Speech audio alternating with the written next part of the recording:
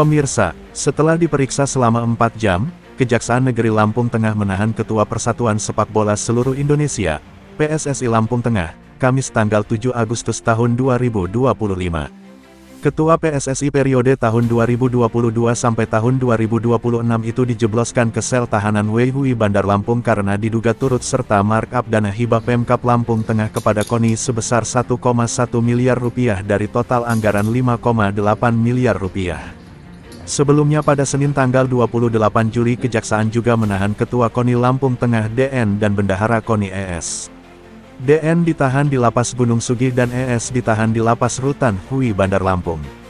Kasipitsus Kejari Lampung Tengah Median Suwardi mengatakan penetapan tersangka SB karena yang bersangkutan ikut turut serta dalam pengelolaan dana hibah KONI tahun 2022. Kejaksaan masih melakukan pendalaman penyidikan apakah ada pelaku lain dalam perkara korupsi tersebut. Sementara itu kuasa hukum tersangka Agung Edi Handoko meminta Kejaksaan tidak tebang pilih dalam pemeriksaan perkara itu dengan memeriksa cabang olahraga yang ikut dalam Porprov Lampung tahun 2022. Menurut Handoko ada 33 cabang olahraga dalam naungan KONI Lampung Tengah yang seharusnya diperiksa Kejaksaan, sebab ada dugaan setiap cabang olahraga itu dananya disunat oleh ketua dan bendahara yang sudah ditahan sebelumnya. Penyidik Kejaksaan Negeri Lampung Tengah, khususnya bidang tindak pidana khusus, telah kembali menetapkan tersangka dengan inisial SB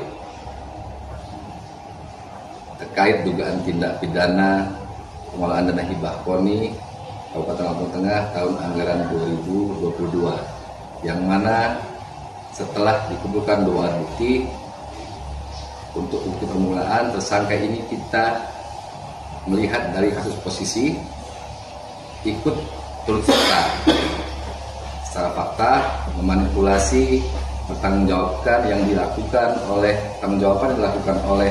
ketua dan bendahara KONI yang sebelumnya sudah ditetapkan sebagai tersangka.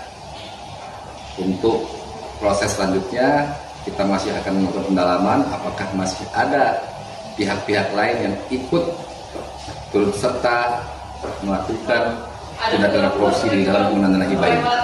Terima kasih. Bang, jabatan PSK yang baru ini apa, Bang? Jabatan dia selaku Ketua PSSI Kabupaten Lampung Tengah tahun. Dalam hal ini, dalam penetapan tersangka hari ini terhadap klien kami, Saudara Prasetyo, dalam hal ini kami berupaya untuk melakukan perlawanan hukum dan juga kami meminta kepada Kejaksaan Negeri Lampung Tengah untuk lebih intensif lagi dalam menangani perkara ini, karena ada dugaan di sini tidak dengan perkara Pak Prasetyo aja, tapi dalam hal ini juga ada cabur-cabur yang lain juga, gitu kan, yang dipotong seperti itu. Dan dalam hal ini juga ada dugaan markup dari SPJ dari cabur-cabur yang lain. Dan kami juga di sini nanti berupaya untuk membantu Kejaksaan agar bisa adil, tidak tebang pilih dalam perkara KONI 2022 ini.